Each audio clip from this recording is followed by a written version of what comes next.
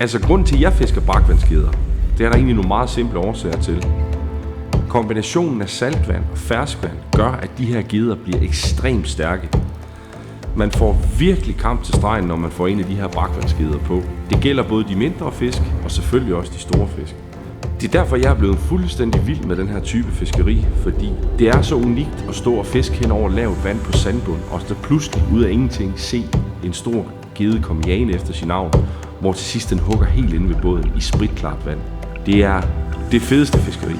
Det vi dog skal huske på, det er, at brakvandsgederne er gået hen og blevet presset. Der er mange faktorer, der er spillet ind igennem årene. Uanset hvad, så synes jeg, vi skylder bestanden og hjælpe dem godt på vej. Og det her inkluderer nænsom behandling, når vi fisker på de her brakvandsgeder. Så sørger vi for, at det er minimalt, at hvad vi lystfiskere gør indhug i bestanden. Vi skal huske på, at det er et levende dyr, vi har med at gøre. Og vi skulle jo gerne have glæde af den her bestand af brakvandsgeder i rigtig mange år fremover.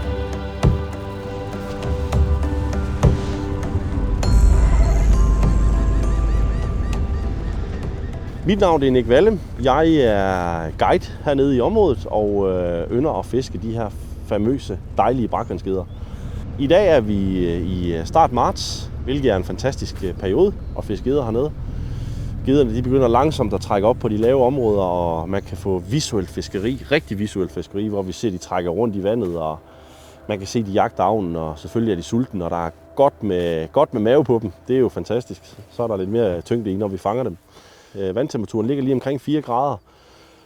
Lufttemperaturen også der omkring en 3-4-5 grader. Det begynder at lyse op lidt der. I løbet af dagen har de lovet, så det vi kommer til at praktisere fiskeriet, det er kastefiskeri. Det eneste jeg sådan set praktiserer, kastefiskeri med åleimitationer, fiskeimitationer, forskellige små avn, lidt curlytail også med lidt længde på også. Det er sådan, det varierer lidt efter. Vi prøver at se, om vi kan finde et mønster i, hvad geden vil have i dag. Og så håber vi selvfølgelig, at de vil lege med, men det kan sådan set ikke blive bedre, så nu gælder det bare om at fange brakvandsgede. Så er der trykbølge efter. Prøv lige at se. Yes, tag den. Det var simpelthen så man kunne se, at vandet bag ved avnen det rejser sig. I og med det er så visuelt fiskeri som det er, når det er så stille som det er i dag, så oplever man rigtig mange gange, at fisken den følger med ind, helt ind til båden. Og faktisk bare står stille og kigger på din avn. Du kan næsten stå bare og vippe avnen lige foran næsen på den. Nogle gange hugger de, andre gange vender de bare pænt afsted og ja, siger tak for nu. Står der en gede lige her. Det må være den mindst menneskesky gede i verden. Og den er helt sort. Den er faktisk super cool i farven. Jeg tror aldrig, jeg har set en helt sort gede. Altså, den er jo komplet sort, den der. Se. Altså, den er helt sort. Det er vildt. Ja, på den plads, vi er på nu, der er det faktisk meget karakteristisk, at man ser mange støvskyer. Det er mudderbund og sådan noget. Fisken, de står og hygger sig. Og når båden glider hen over fisken, jamen, så stikker de afsted, og så ser man egentlig bare en eksplosion i bunden. Og det er jo fedt. Så får man jo pulsen op, kan man sige. Så bliver det jo sjovere at fiske.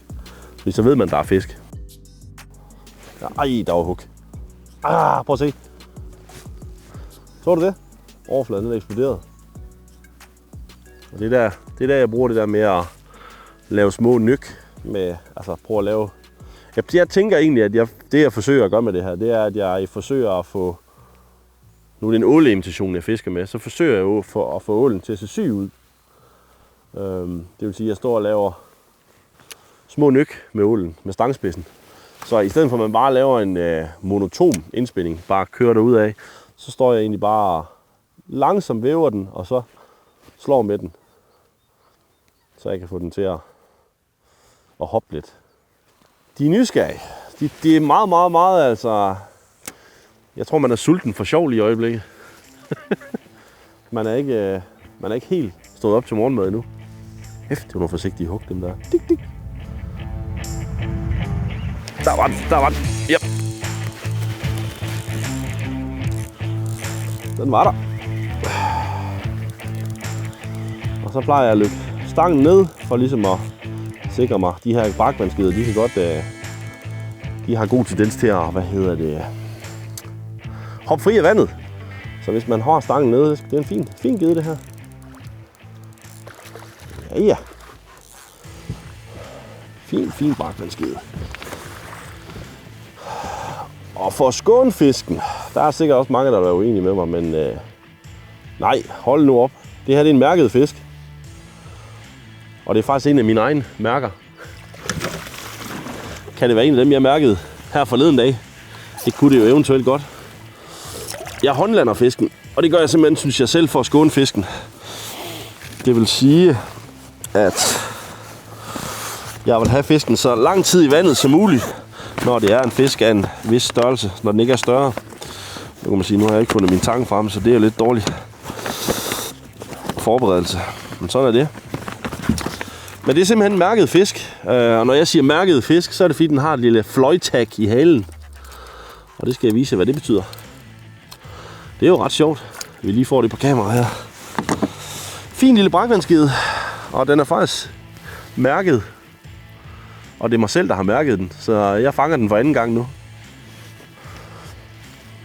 En god størrelse også. Vi er jo glade for at se de små. Sådan sidst i 60'erne.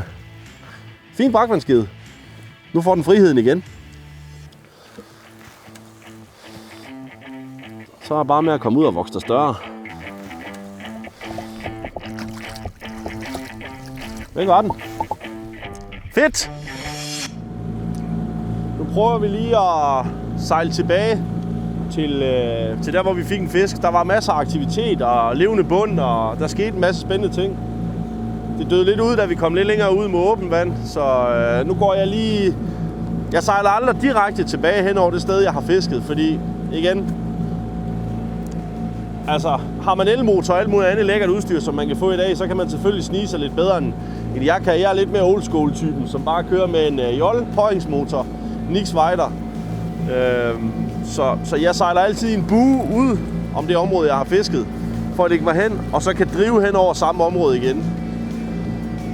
Det synes jeg virker bedst. Så nu går vi tilbage til det område, eller det sted, hvor der var aktivitet, og så tager vi en mere.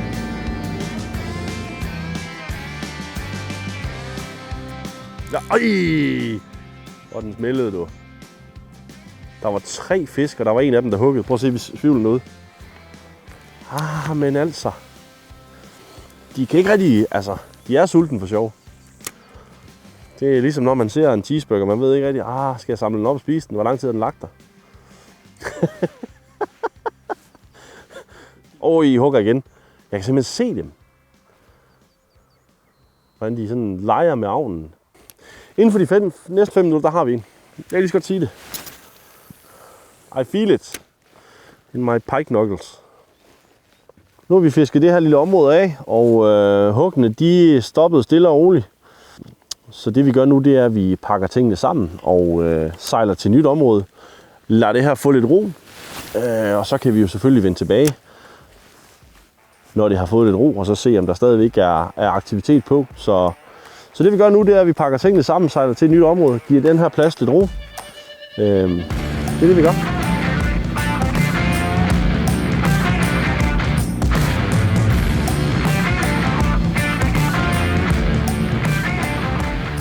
Nu er vi så lige ankommet til endnu en ny plads. Der er rigtig mange pladser at vælge imellem. Og igen, der går jeg efter områder, hvor der er 1 meters penge, 1 meters dybt. Og man har de her, igen leopardbund, plettet bund, sand og vegetation. Og netop fordi, at jeg er helt sikker på, at gederne, de står jo og hygger sig her på lavt vand, også når temperaturen den langsomt stiger. Og så står de egentlig bare i kanten af de her vegetationsbælter her og venter på, at der kommer noget bytte forbi. Så nu ser vi, om vi ikke kan få en af dem til lige at reagere her.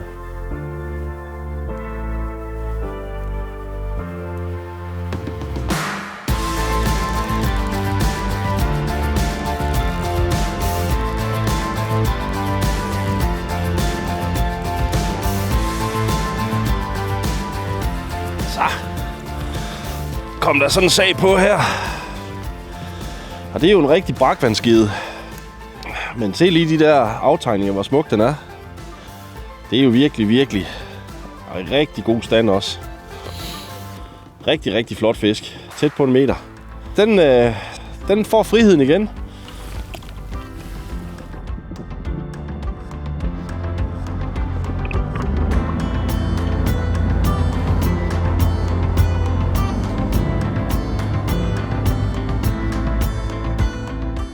Der er jo rigtig meget forskel på årstidsfiskeriet hernede, forskellige årstider. Nu er det forårsfiskeri, og som jeg også lige har sagt, så er det ind at finde begyndende standfisk. Sommerfiskeriet, jamen der kan man fiske dybere herude. Der er fisken, der svømmer de mere frit og finder også gerne lidt dybere vand at stå på. Og vinterfiskeriet, jamen det er det sådan, altså i de helt kolde måneder, så er det faktisk lidt all round. Så kan man faktisk finde fisken lidt over det hele. Så jeg vil sige, det kører lidt i trin, brakvandsfiskeriet. Forårsfiskeriet, det er typisk lavt vand, visuelt fiskeri. Sommerfiskeriet, kan man sige, det er lidt dybere. De lidt dybere vand med lidt koldere vandtemperatur. Vinterfiskeri, det er all round, der kan man støde på dem stort set over det hele. Og igen, vi når lige at komme til et nyt sted. Sejlet ind og har taget 3 kast herinde på det nye sted. Og ja, så blev min ål her inhaleret fuldstændig. Og se hvor dybt den har taget den, ikke? Den har virkelig vil have avnen. Så det er jo fantastisk, at man, ja, og den er ikke helt færdig. At man kommer til et nyt sted og prøver det af. Det giver pote. Den har virkelig taget ålen. Fuldstændig. Hvis man kigger her, så vil den jo have. Der var ål på menuen. Jeg laver lige en nænsom afkrogning her. Det er vigtigt, at man har noget værktøj til ligesom at komme ned og kan afkroge fisken meget, meget nænsomt hernede. Fordi gællestav og vitale organer og alt muligt, det sidder hernede. Og rykker man bare en gællestav over for gedden hernede, så er der meget, meget lidt chance for, at gedden den vil overleve. Så vi skynder os at sætte den fri, så den kan komme tilbage til sit rette element.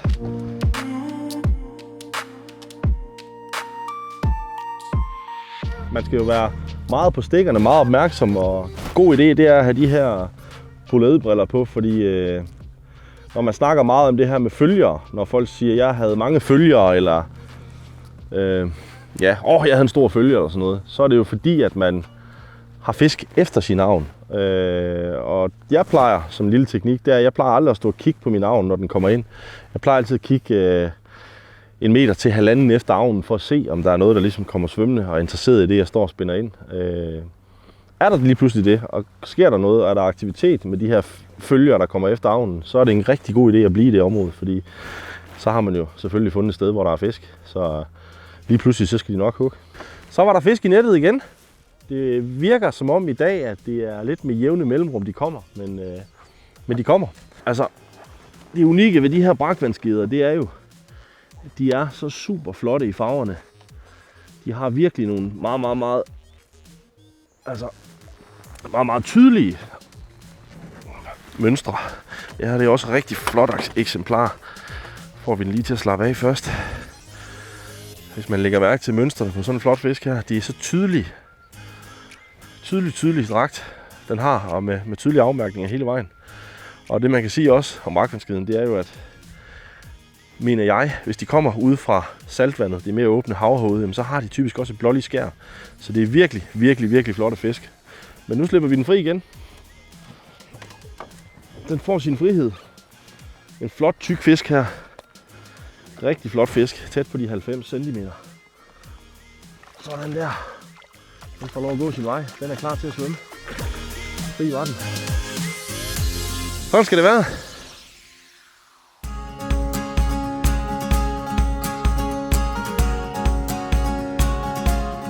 Det man også skal huske med brakvandsfiskeriet, det er, at bestanden af de her brakvandsgeder, vi fisker på hernede, det er en presset bestand. Der er rigtig mange, hvis man kan sige, slanger i paradis, der ligesom, der gør selvfølgelig, at det bliver en presset bestand.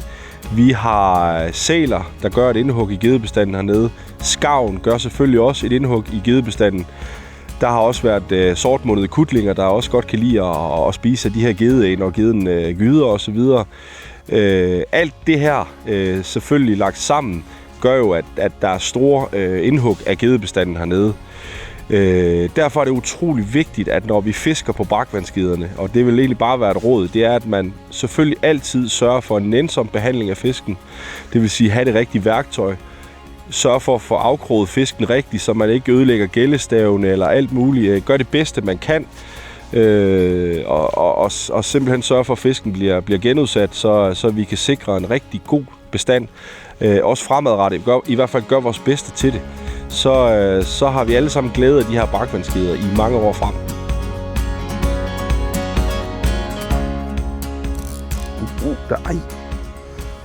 Når man så snakker avnvalg her i de kolde tider, kolde måneder, der foretrækker jeg at fiske med curlytail.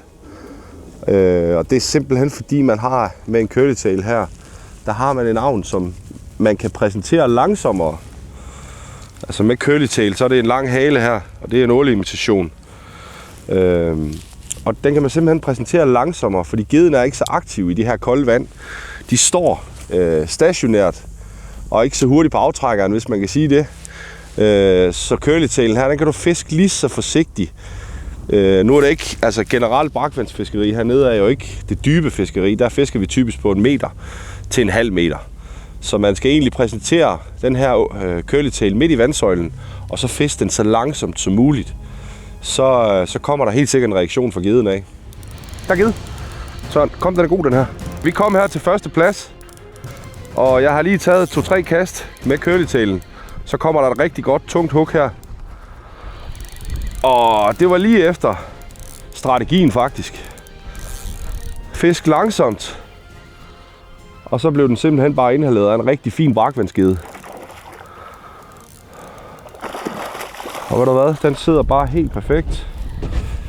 Så den vil jeg lige håndlande her.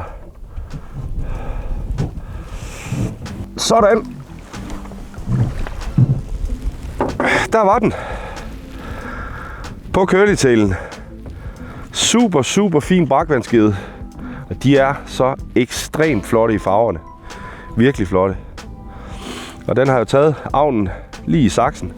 Let til afkrogning. Så mens jeg lige har gjort mine ting klar her med vægt, måtte, alle de her ting, jeg skal gøre klar, før at jeg tager fisken op og får noget data på den, så har jeg den til at gå i en slynge hernede. Så får den noget ilt og kan komme lidt til sig selv. Klar til lige hurtigt at blive målt og vejet, så vi kan få den registreret i fangstjournalen. Det jeg lige gør nu, det er, at jeg tager den op skånsomt her i slyngen. Lige 4,9, det er så med slynge. De er godt og vel 77 cm. Det jeg har gjort nu, det er at sætte et mærke i her fra DTU Aqua. Det sidder hernede på geden, lige over den bagerste sidste finde. Og den næste fanger, der kan få geden her, har jo mulighed for at få registreret mærkenummeret her og få registreret det i fangstjournalen. Eller sende en mail til den mail, der er oplyst på mærket her til DTU Aqua med længde på fisken, vægt på fisken og meget vigtigt, hvor er fisken fanget hen. Så er den her gede klar til at blive nænsom genudsat, og den er blevet mærket. Så vi giver den friheden igen. Så nu har jeg fået mærket geden, og den var 77 cm, vejede 3,4 kilo. Så er det vigtigt, at jeg lige går ind i fangstjournal-appen, og det gør man meget hurtigt her. Tilføjer en fangst. Den var 77 cm, den vejede 3,4 kilo, og den er mærket nu, for det blev den, og den fik mærket med nummeret B0757, og den er registreret selv her, hvor fisken er fanget. Så gemmer jeg fangsten, og så er den egentlig logget som en mærket fisk og svømmer herude, og så kan vi følge, hvor stor den bliver, hvor den svømmer hen, hvor den bliver fanget næste gang, hvor meget den er taget på, og selvfølgelig vigtigst af alt, tætheden af de her i forvejen truede og pressede brakvandsgeder. Det unikke ved det her fiskeri, det er også, at vi står på så lavt vand og leopardbund, at du kan se geden, den jager fiskene. Nu har jeg lige haft en efter herude, og jeg tror, den kommer igen. Jeg har haft trykbølge efter min avn, og man kan se geden på lang afstand. Det er jo totalt unik fiskeri. Kommer efter den, kommer efter den. Ja, den er i røven af den. Tag den så. Det er en lille gede. Den er lige ved min avn der, nu vendte den om. Det er ikke en stor fisk, men det er bare så spændende. Når man står her på stort set ingen vand, jeg tror vi har 30 cm vand under båden, max, så er det også meget vigtigt, at man holder avnen lige under vandoverfladen. Og det gør ikke noget, at nu er det en curlytail, jeg fisker med her. Det gør ikke noget, at halen faktisk nærmest bryder vandoverfladen, så man kan se avnen lige under vandoverfladen. Det er gederne ligeglade med. Og så ser man jo typisk det her, som man får pulsen helt op og kører over. Det er jo netop den her trykbølge, der kommer lige efter avnen, når man kan se vandet det rejser sig, man har en jagende gede efter avnen. Det er ultra sjovt fiskeri. Så var der en brakvandsgede mere her på et nyt sted. Meget lavvandet, og den tog den helt ud i kastet. Det var jo super godt. Jeg så faktisk, den kom og tog avnen her. Og se, hvor klarvandet det er, ikke? Og man ser jo fisken fuldstændig torpedoklart. Så her har vi en rigtig fin 80 cm brakvandsgede. Helt grøn i farverne, så den er helt frisk fra havet. Nu må vi hellere få den ind. En nænsom måde også at tage gederne på, det kræver selvfølgelig, at man har lidt... man har prøvet det før, fordi det er gællegrebet, som man kalder det, er det mest nænsomme. Og jeg vil prøve at illustrere det her. Nu sidder den her gede rigtig godt kroget, så jeg er ikke bange for, at den ryger af. Det er selvfølgelig der er en chance, når man tager dem med gællegrebet. Nu kan vi se, at det er en rigtig fin brakvandsgede, den her. Og den sidder godt kroget. Nu vil jeg lige løsne krogene først, så at vi sørger for, at der ikke sker noget med gællestavene i fisken. Nænsomt her med en tang. Og ligesom for at illustrere, hvad et gællegreb er, så vil jeg se, om I kan prøve at se det her nede i munden på fisken. Jeg har mine fingre herinde, hvor der ikke er tænder. Tænderne sidder herude, og der kommer man så ikke på, når man fører egentlig fingrene ind langs gælden hernede, op langs et ben. Man kan næsten mærke det. Der er ingen tænder hernede, og så har man faktisk mulighed for at holde godt fast i fisken med det, man kalder et gællegreb. Så sætter vi den nænsomt fri, sørger for, at den svømmer, og den kommer af sig selv. Tak for kampen.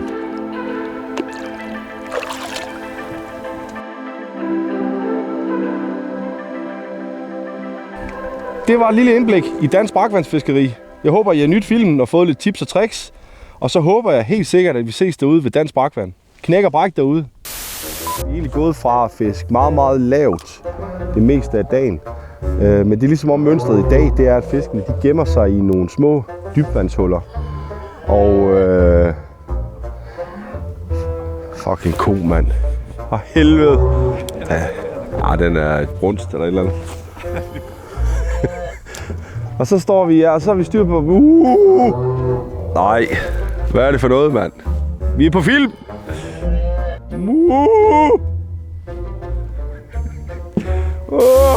Det er jo så charmen ved det lave fiskeri.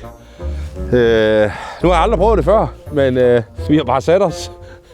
Så nu pakker jeg herligheden her, og så må jeg ud og nyde det fantastiske sen november badevand. Fuck my life, mand. Jeg tror, det hjælper gevaldigt, når jeg... Fuck, mand. Den er tung, mand. Hvor er det vand? Det var så koldt. Og så har jeg ikke overdrevet.